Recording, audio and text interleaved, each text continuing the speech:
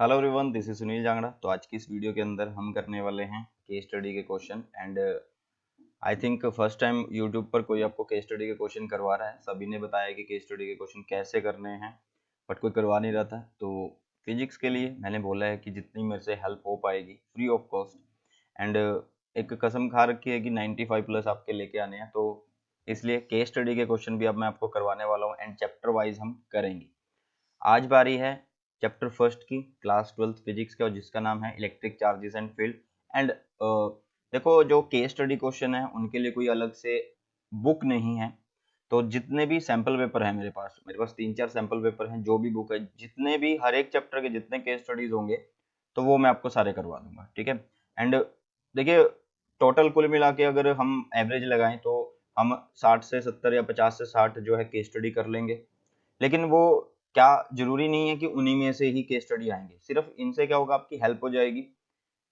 मैंने पहले बोला है कि अलग से कोई क्वेश्चन बैंक या बुक अभी तक नहीं है हमारे पास, ठीक है। सीबीएसई ने बोला है क्वेश्चन बैंक के लिए, लेकिन वो कब तक आएगा कुछ पता नहीं है, ठीक है। तो चलिए शुरू करते हैं आज की क्लास को। एंड वीडियो को आगे बढ़ाने से पहले रिक्वेस्ट करूंगा, अगर चैनल को सब्सक्राइब नहीं किया सब्सक्राइब कर लेना एंड बेल आइकन को प्रेस कर लेना। चलिए, तो पहला जो टॉपिक है आज हमारा वो है पैरेलल शीट से रिलेटेड, ठीक है। पैरेलल शीट, देखो यहाँ पे शीट दी हुई है, एक ये और एक ये शीट दी हुई है, ठीक है। यहाँ पे एक पैराग्राफ आपको दिया हुआ है, ये एक पूरा पैराग्राफ है, ठीक है। ये पूरा पैराग्राफ है और इससे रिलेटेड आपके ये क्वेश्चन है, ठीक है। ये आपको क्वेश्चन दिए हुए हैं, एक क्वेश्चन आगे की तरफ है, 5 क्वेश्चन आपको आने हैं। अरिहंत के अंदर पूरे 15 सैंपल पेपर में सिर्फ एक ही जो है केस स्टडी था, ये अरिहंत का है, ठीक है। बाकी मैं आपको बता दूं, ये है दूसरी बुक, इसका नाम मुझे ध्यान में नहीं आ रहा। ये शायद मेरे पास अभी यहाँ पे रखी नहीं है। हाँ, यहाँ पे रखी है, ये है एग्जाम क्रैकर थे, ठीक है। एग्जाम क्रैकर था इसका नाम। ये उसके क्वेश्चन उठाए हुए हैं, आप देख लीजिए एक बार, ठीक है। फिर चलते हैं, मतलब 4 केस स्टडी हैं टोटल, जितनी बुक्स मेरे पास है उनके अंदर। तो चलिए, पहला जो केस स्टडी है वो पैरेलल शीट ऑफ चार्ज से रिलेटेड है। यहाँ पे हम पहले कैसे करें केस स्टडी क्वेश्चन को। केस स्टडी क्वेश्चन को करने के लिए आपको सबसे पहले क्या करना है, जो भी पैराग्राफ है उसको एक बार पढ़ो सिंपली। तो देखो यहाँ पे क्या लिखा हुआ है, यहाँ पे लिखा हुआ है surface charge density is defined as the charge per unit surface area. ये हमें पता है कि सरफेस चार्ज डेंसिटी किस तरह से बताई जाती है, इस तरह से बताई जाती है। क्लियर है, इतनी चीज सबको पता है, जो मेरे से पढ़ा हुआ है, किसी से भी पढ़ रहा है तो उसको पता होगा इतनी चीज, ठीक है। आगे इन्होंने क्या बोला है, two large thin metal plates are parallel and close to each other on their inner faces, the plate have surface charge densities of opposite sign. देखो, ये इस पे प्लस डेंसिटी है, इस पे नेगेटिव डेंसिटी है, क्लियर है। उसके बाद इनका मैग्नीट्यूड दे दिया, ये मैग्नीट्यूड है, क्लियर है, इतनी चीज क्लियर हुई। आगे देखिए, the intensity of the electric field at A point is this. Intensity of electric field at A point is this, ये क्लियर है। आगे ये सारी चीजें इन्होंने दी है। अब यहाँ पे मैं आपको अगर बताऊं इसके क्वेश्चन कैसे करने हैं, जैसे ही ये पैरेलल शीट का नाम आया तो आपको बस ध्यान में आ जाना चाहिए था कि ये पैरेलल शीट होती है। इसके अंदर हमने पैरेलल शीट में इस तरह से किया था, किसमें रीजन बना लिए थे, एक रीजन यहाँ पे, एक रीजन यहाँ पे और एक रीजन यहाँ पे, ठीक है। एक पे प्लस चार्ज है और एक पे नेगेटिव चार्ज है, क्लियर है इतनी चीज क्लियर है।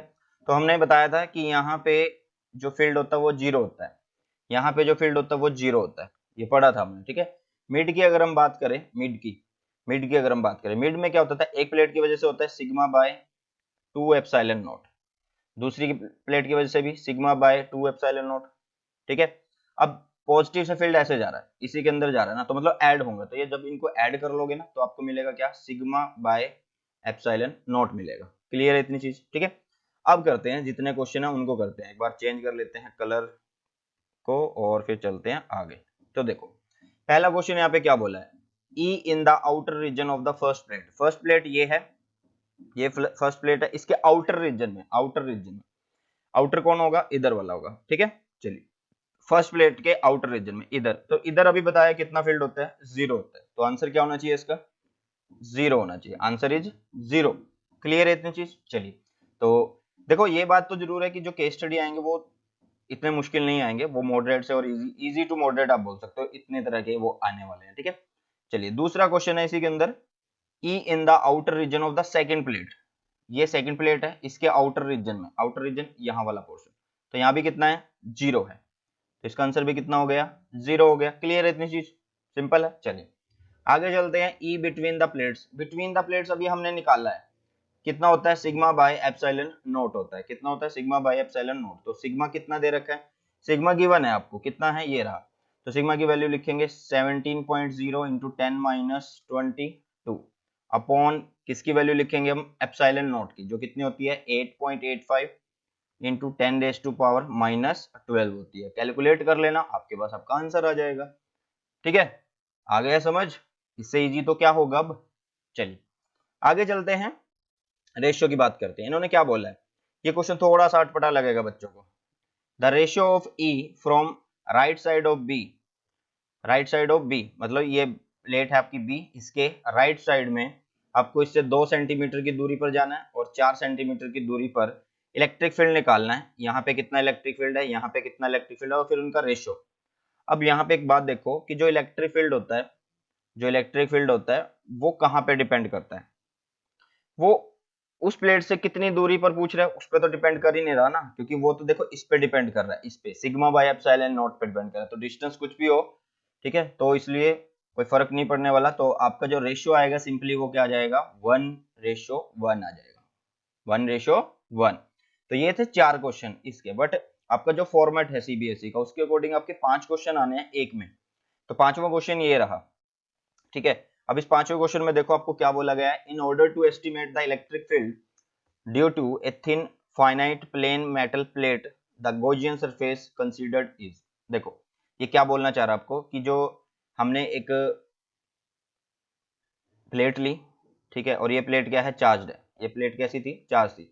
इसके लिए जो गॉसियन सरफेस होता है वो कैसा होता है, अगर आप लोगों को याद हो, ये गॉस थ्योरम की एप्लीकेशन है, ठीक है। ये किसकी एप्लीकेशन है, ये गॉस थ्योरम की एप्लीकेशन है। और उसके अंदर हम क्या करते थे, शीट के लिए अगर आपको गॉसियन सरफेस बनाना था तो हम यहाँ पे एक सिलेंडर बना देते थे, जो इसकी लेंथ क्या होती थी, इतनी ही इधर होती थी, ठीक है, ये इतना ही उधर होता था। क्लियर है, इतनी चीज समझ में आई। तो ये कैसा है भैया, कैसा है ये कैसा है, सिलेंड्रिकल है। ये कैसा है, सिलेंड्रिकल है। तो आंसर कितना हुआ, बी हुआ, ठीक है। चलिए, तो ये था आपका पहला जो टॉपिक हमने किया, पैरेलल शीट ऑफ चार्ज से related case study, and chapter था ये फर्स्ट, ठीक है। चलिए आगे चलते हैं नेक्स्ट केस स्टडी पर। ये दूसरी बुक से उठाया गया है, एंड बुक का नाम जो है वो है एग्जाम क्रैकर। एग्जाम क्रैकर है बुक का नाम, ठीक है। बाकी जिसके पास बुक है तो अच्छी बात है, क्योंकि इस बुक में भी काफी दे रखे हैं, बट इस तरह के जो है केस स्टडी मुझे लगता नहीं है कि आ पाएंगे। इस तरह के ज्यादा ही आ पाएंगे, क्योंकि ये आपके कॉन्सेप्ट बेस्ड है, लगातार मतलब डायरेक्ट कॉन्सेप्ट बेस्ड है। ये थोड़ा सा डिफरेंट हो जाता है। यहाँ पे देखो ये क्या दिया हुआ आपको, मैंने पहले बोला कि केस स्टडी करना है तो आपको क्या करना पड़ेगा, पैराग्राफ जो दिया हुआ है, जो स्टडी दी हुई है उसको पहले एक बार पढ़ लो, ठीक है। यहाँ पे ये आंसर भी है, पहले वाले का है, कोई बात नहीं। चलिए आगे देखिए क्या दिया हुआ है। यहाँ पे दिया हुआ है, a case study investigate the reason behind the ignition of dust cloud during a manual powder processing. Clear इतनी बात। About 18 kilogram of combustible powder was tipped from a plastic drum into a metal vessel. The powder had a minimum and ignition of dust cloud formed at the top of vessel due to pouring of powder. To verify the theory of this ignition, 18 kilogram of same powder was tipped from a similar drum into a Faraday cage. Surface area of the chime was about 0.0641 meter square. Total charge created by the movement of powder was 3.6 microcoulomb. The maximum charge density of surface in air is equivalent to 27 microcoulomb per square meter. The capacitance of the chime was estimated to be this. देखिए मैं आपको simple सी theory में अगर बताऊं, simple सी language में अगर बताना चाहूं, तो ये क्या कहना चाह रहा है कि यहाँ पे आपके पास एक क्या है, प्लास्टिक ड्रम है। ये एक प्लास्टिक ड्रम है, ठीक है, ये वाला। अब इस प्लास्टिक ड्रम के अंदर क्या है, पाउडर रखा हुआ है। क्या है, इसके अंदर पाउडर है। जैसे ही हम इस पाउडर को इसके अंदर डालते हैं, ये क्या है, एक मेटल का केस है, ठीक है। तो यहाँ पे ऊपर की तरफ धुआं धुआं सा हो जाता है। वो क्या हो जाता है, वो धुआं धुआं, वो क्लाउड ऑफ पाउडर हो जाते हैं, ठीक है। क्या हो जाते हैं, क्लाउड ऑफ पाउडर हो जाते हैं, जिसको ये क्या बोलता है, इग्निशन, इग्निशन बोलता है, ठीक है। इग्निशन ऑफ डस्ट क्लाउड, ठीक है, ये इग्निशन ऑफ डस्ट क्लाउड बोल रहा है, इग्निशन ऑफ डस्ट क्लाउड बोल रहा है, ठीक है, ignition of dust cloud. Clear है। चलिए आगे देखते हैं। आगे ये बोल रहा है कि ये जो डस्ट क्लाउड बन रहा है, इसी को अगर हमने चेक करने के लिए क्या किया, दोबारा से सेम मटेरियल लिया, सेम मास का लिया, 18 केजी लिया और इसको किस में डाला हमने, एक फैराडे केज में डाला, ठीक है। और बता दिया कि जो ये फैराडे केज लिया उसका जो टाइम था, उसका जो एरिया है वो इतना है, charge created by the movement of powder इतना है। आपको ये रीजन बताना है कि ये पाउडर का जो धुआं धुआं बनता है, यहाँ पे जो बादल बोल रहा है ये क्यों बनता है।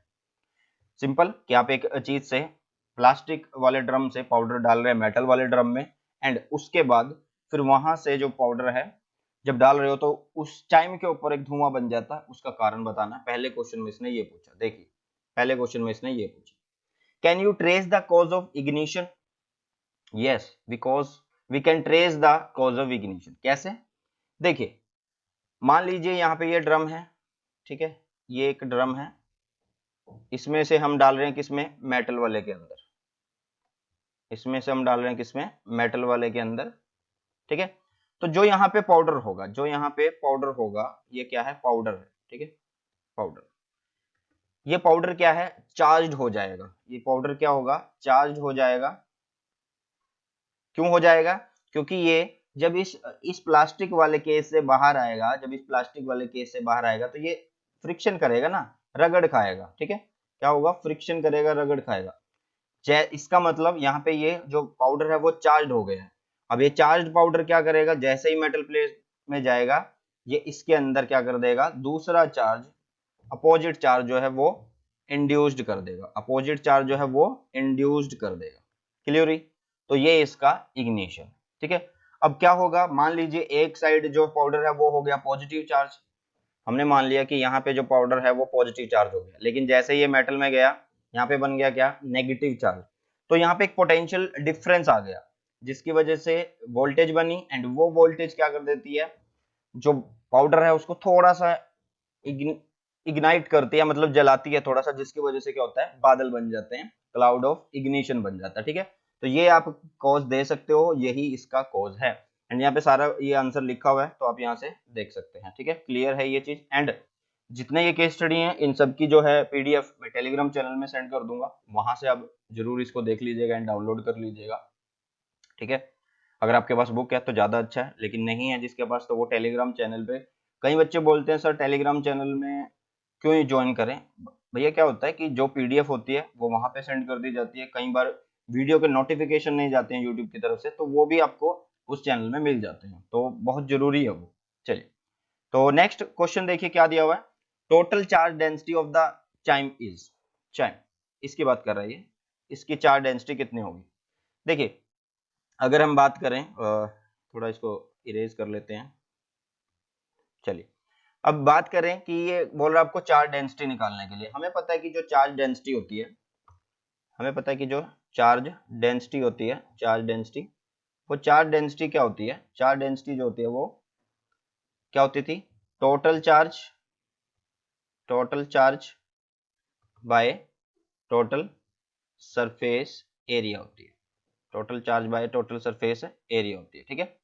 यहाँ पे देखते हैं कि क्या क्या चीजें हमें गिवन है। यहाँ पे दिया हुआ है surface area of the chyme, ठीक है, सरफेस एरिया दिया हुआ है चाइम का कितना है, 0.0641 मीटर स्क्वायर दिया हुआ है, ठीक है, ये क्लियर है। उसके बाद क्या दिया हुआ है, total charge created by the movement of powder, वो दिया हुआ है, मूवमेंट ऑफ पाउडर से 3.6 माइक्रो कूलम दिया हुआ है, ठीक है। The maximum charge density of the surface in air is, charge density दी हुई है बट इन एयर दी हुई है, ठीक है, वो दी हुई है कितनी, 27 माइक्रो कूलम दी हुई है, ठीक है।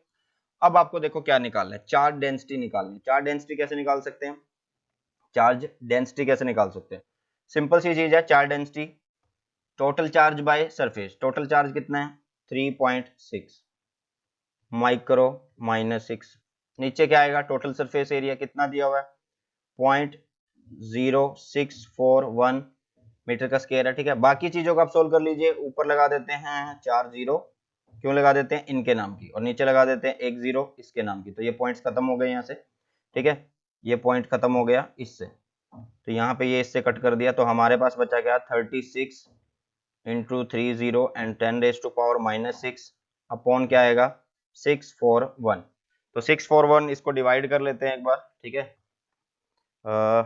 रुकिएगा 36000 डिवाइडेड बाय 641, तो हमारे पास आया ये 56.16 इंटू 10⁻⁻⁶। एक बार आंसर चेक कर लेते हैं, ठीक है, एक बार आंसर चेक कर लेते हैं। आंसर जो है हमारे पास आएगा 56 इंटू 10⁻⁻⁶, 56 इंटू 10⁻⁻⁶, बिल्कुल सही है, ठीक है, यही आंसर है। क्यों? क्योंकि ये अप्रोक्सीमेट लिख रहा है, ठीक है, तो हमारे पास आंसर 56.16 आया। तो देखो इसमें कौन सा है, total charge density of the chyme 5 6 10⁻⁶, तो answer is B.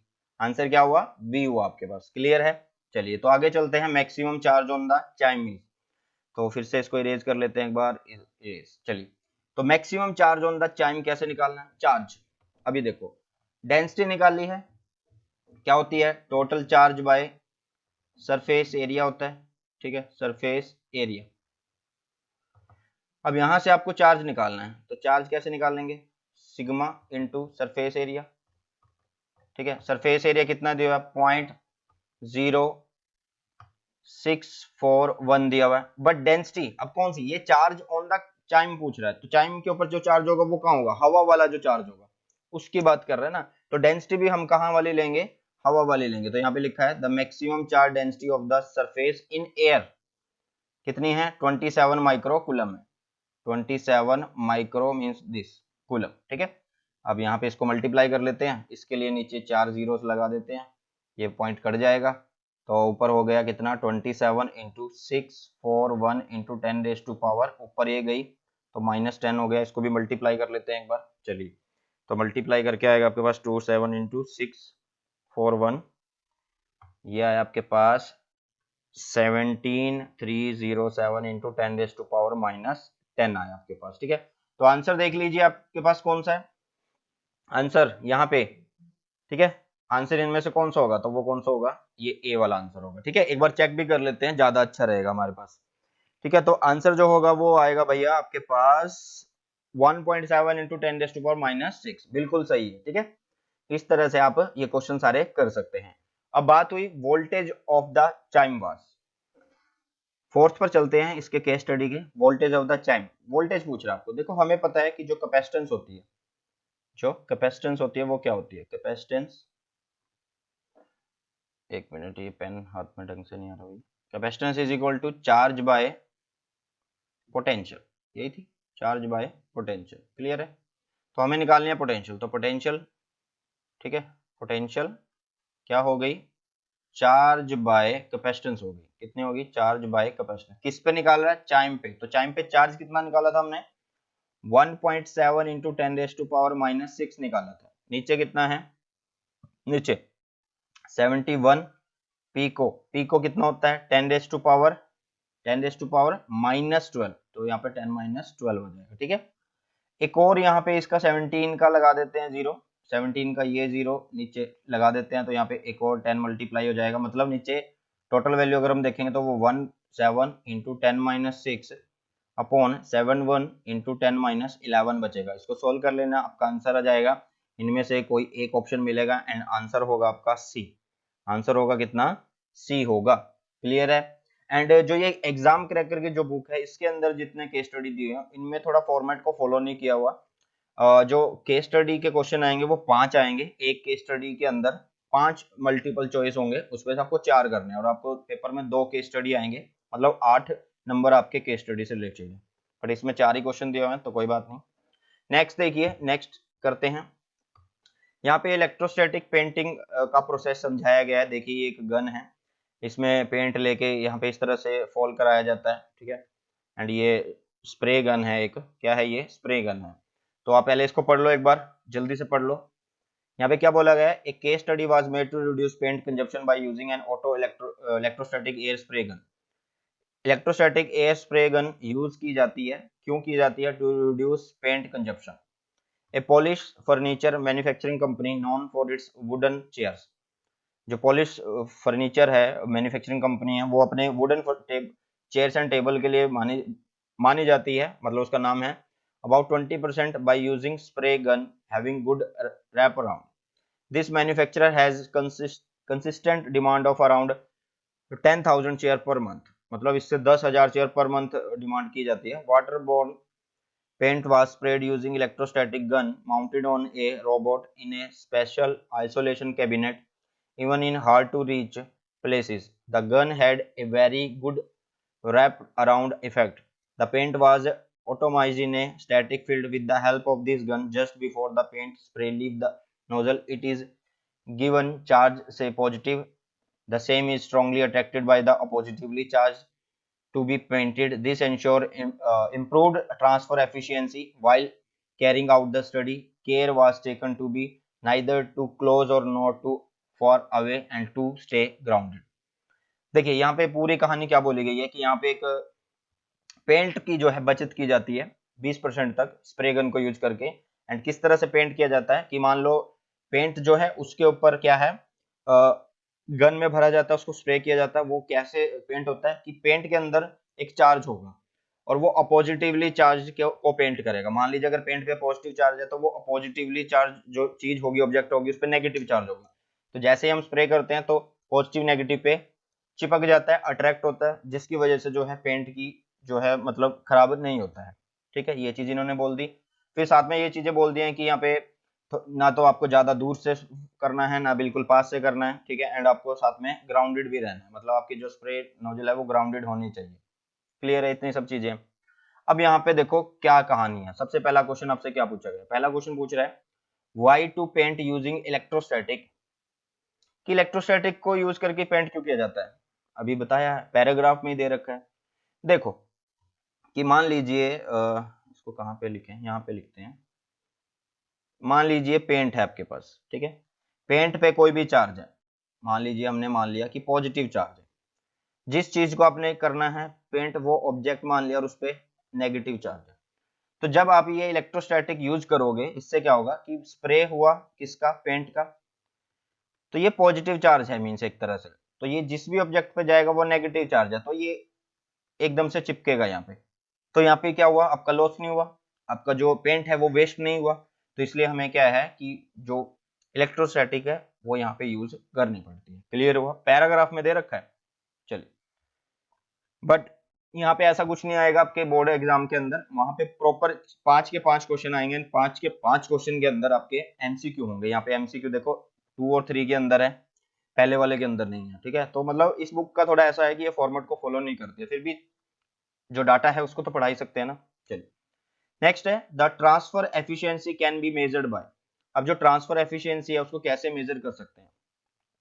Transfer efficiency मतलब पेंट यहां से स्प्रे गन से ऑब्जेक्ट के पास किस एफिशिएंसी को फॉलो करता है, कैसे वो जाता है, उन चीजों को किस चीजों को ध्यान में रखना चाहिए। देखिए, saving in paint consumption cost, ठीक है, decrease in volatile organic compounds, decrease in hazards air pollutants.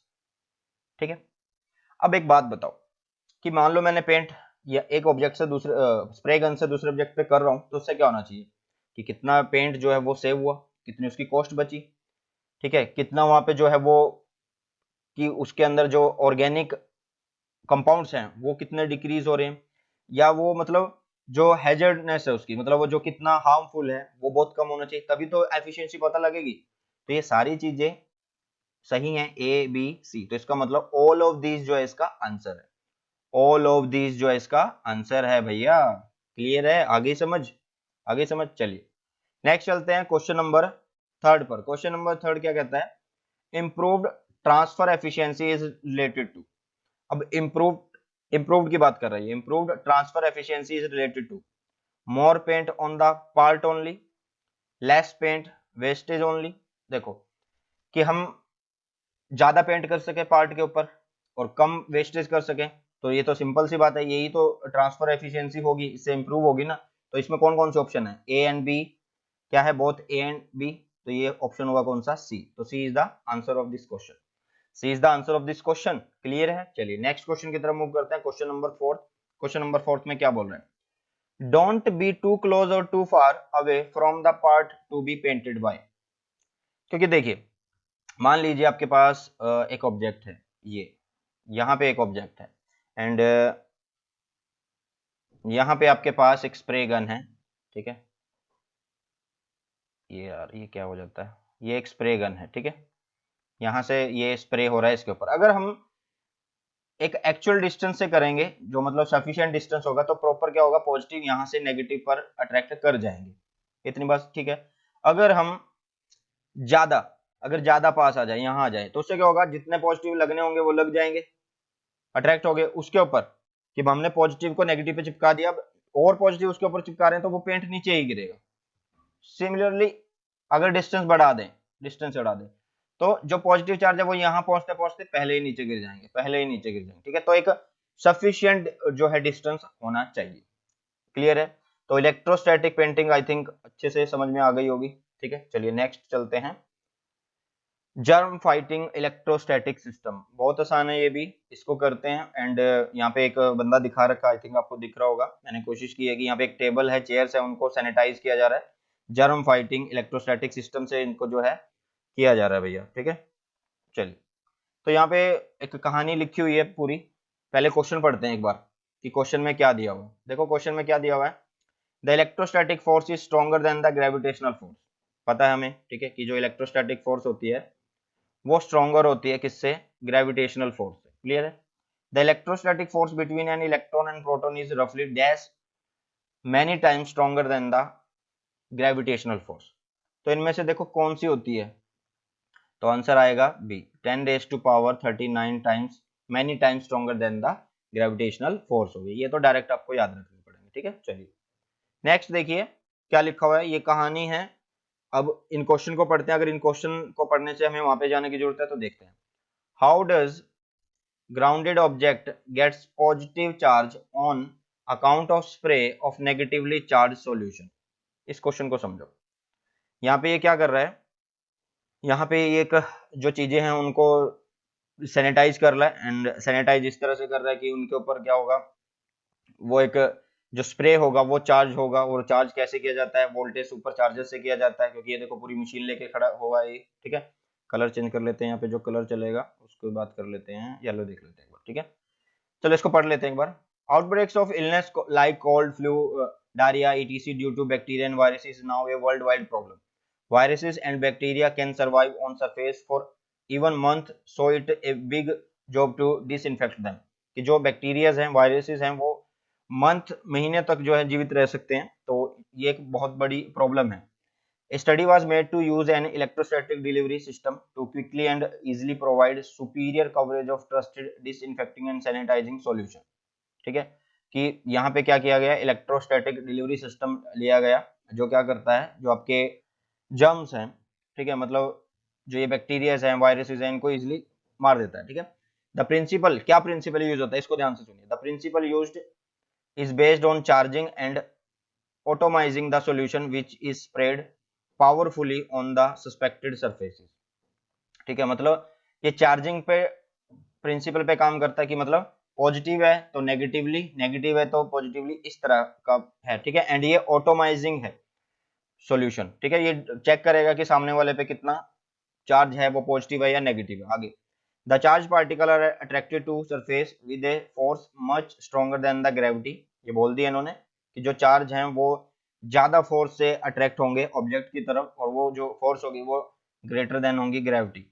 This ensures uniform coating of sanitizing solution including area where conventional spray may miss. ठीक है, for fighting germs almost no surface part goes untreated. Spray is charged by a voltage supercharger. कि जो spray है उसको पहले किससे charge किया जाता है, सुपर चार्जर से चार्ज किया जाता है। Suppose droplets are negatively charged which get attracted by a grounded object, creating a relative positive charge on the surface to attract droplets. A charged droplet close to a grounded target is pulled faster than an uncharged droplet. देखो ये क्या बोल रहा है कि हमने मान लिया कि यहाँ पे जो ड्रॉपलेट्स है उसको चार्ज किया, एंड वो चार्ज कर ली कैसे, कि वो नेगेटिवली चार्ज है। तो वो कहता है कि जो पॉजिटिवली चार्ज होंगे ये उनके पास ज्यादा जल्दी से जाएगी, या जो ग्राउंडेड होंगे, क्लियर है। तो इसी से रिलेटेड आगे की तरफ चलते हैं। ये बोल रहा है how does grounded object gate positive charge on account of spray of negatively charge solution. देखिए मान लीजिए आपने स्प्रे किया, यहां से हमने क्या किया, स्प्रे किया, स्प्रे कर रहे हैं, ठीक है। एंड यहाँ पे एक ऑब्जेक्ट है, ये क्या है, ऑब्जेक्ट है। इस ऑब्जेक्ट को हमने ग्राउंड किया हुआ है, ग्राउंड का मतलब समझते हो ना, इस तरह से, ठीक है, अर्थ के साथ इसको कनेक्ट किया हुआ वायर लेकर, ठीक है। चलिए, तो ये कह रहा है कि जब हम इस पे एक नेगेटिव चार्ज फेंकते हैं, इस पे नेगेटिव चार्ज फेंकते हैं तो नेगेटिव जाना चाहिए ना उसके ऊपर, बट ये कहता है कि how does grounded object gate positive charge, ये पॉजिटिव चार्ज कैसे ले लेते हैं, कि इन पे पॉजिटिव चार्ज क्यों हो जाता है। देखो, जैसे ही नेगेटिव चार्ज गया, इसको ग्राउंड किया हुआ है, तो मतलब ग्राउंड करने का मतलब यहाँ पे नेगेटिव ज्यादा होंगे, ज्यादा ही होंगे ना, ठीक है। ये तो कॉमन सी बात है कि नेगेटिव यहाँ पे ज्यादा होंगे, क्यों होंगे, क्योंकि नीचे अर्थ से है, अर्थ में नेगेटिव है, तो उसको जो इसके ऑब्जेक्ट के ऊपर नेगेटिव पड़े होंगे उनको यहाँ पे धकेल रहा होगा, क्लियर है। अब जैसे ही यहाँ से नेगेटिव आया, इसका मतलब ये नहीं कि यहाँ पे पॉजिटिव नहीं है, पॉजिटिव भी पड़े हैं, यहाँ पे थोड़ा अलग कलर से बना लेते हैं इसको, यहाँ पे पॉजिटिव भी पड़े हुए हैं, ठीक है, ये पॉजिटिव भी पड़े हुए हैं। तो जैसे ही आपने नेगेटिव फेंका यहाँ पे, एक मिनट भैया, ये तो स्क्रीन ही दूसरी होगी, जैसे ही आपने यहाँ पे नेगेटिव फेंका, तो नेगेटिव पड़े हुए हैं पहले से ऑब्जेक्ट के ऊपर, तो नेगेटिव नेगेटिव को क्या कर रहे हैं, पुश कर रहे हैं, नेगेटिव नेगेटिव को क्या कर रहे हैं, पुश कर रहे हैं, धकेल रहे हैं, धकेल रहे हैं, जिसकी वजह से आगे की तरफ कौन आ रहा है, पॉजिटिव आ रहा है, कौन आ रहा है, पॉजिटिव आ रहा है। तो इसकी वजह से ये फिनोमेना लगता है कि जो ग्राउंडेड ऑब्जेक्ट होते हैं वो पॉजिटिव चार्ज ले लेते हैं जब हम इसके ऊपर नेगेटिव चार्ज सॉल्यूशन को फेंकते हैं, क्लियर है, बहुत सिंपल सा फिनोमेना है। चलिए आगे देखिए क्वेश्चन नंबर 3, एंड इसके अंदर, इस केस स्टडी के अंदर 3 ही क्वेश्चन दिए होते हैं। मैं पहले ही बोल रहा हूँ कि इस बुक में थोड़ा चैप्टर, थोड़ा सिस्टम को फॉलो नहीं किया हुआ, तो दैट्स वाई इसके अंदर सिर्फ 3 क्वेश्चन ही डाले गए। नेक्स्ट है, is there a possibility of formation of charge surface, how is there a possibility of formation of charge surface. तो सिंपल है, यस, कि यहाँ पे चार्ज सरफेस बन सकता है, क्यों, क्योंकि जब स्प्रे होगा तो स्प्रे होते हुए जरूरी नहीं है कि सारे का सारा स्प्रे वहां पे पहुंचे, ऑब्जेक्ट पर पहुंचे, कुछ स्प्रे का जो है डस्ट भी बन सकता है, डस्ट, क्लाउड ऑफ डस्ट भी बन सकता है। और क्लाउड ऑफ डस्ट क्या होगा, क्लोज्ड सरफेस एरिया होगा, क्या होगा, क्लोज्ड सरफेस एरिया होगा, तो यहाँ पे फॉर्मेशन हो सकती है किसकी, चार्ज सरफेस की, ठीक है। तो ये थे आज के हमारे केस स्टडी क्वेश्चन, जो अच्छे से हमने कर लिए आई थिंक, एंड अच्छे से आपको समझ में भी आ गया होगा, ठीक है, अच्छे से आपको समझ में आ गया होगा। तो चलिए इसी के साथ इस वीडियो को करते हैं समाप्त। आई होप कि आपको मजा आया होगा केस स्टडी क्वेश्चन करने में, एंड इस तरह के बहुत सारे क्वेश्चन हो सकते हैं, जरूरी नहीं है कि यही 4-5 जो केस स्टडी है वो आपके चैप्टर में आएंगे, पेपर में आएंगे। तो जितना हो सके कॉन्सेप्ट पढ़िए, क्योंकि देखिए अगर आप कॉन्सेप्ट पढ़ लोगे तो आपके जो केस स्टडी है वो वैसे ही क्लियर होने वाले हैं, ठीक है। एंड सीबीएसई ने बोला भी है कि जो कॉन्सेप्ट स्टडी है वो इजी टू मॉडरेट आएगी, ठीक है, मतलब आसान से थोड़ा सा मुश्किल हो सकती है, मुश्किल से बहुत मुश्किल नहीं हो सकती, ठीक है। तो चलिए इसी के साथ इस वीडियो को करते हैं समाप्त, मिलते हैं हमारी नई वीडियो में। Thanks for the watching, God bless you all, have a nice day, bye bye, take care.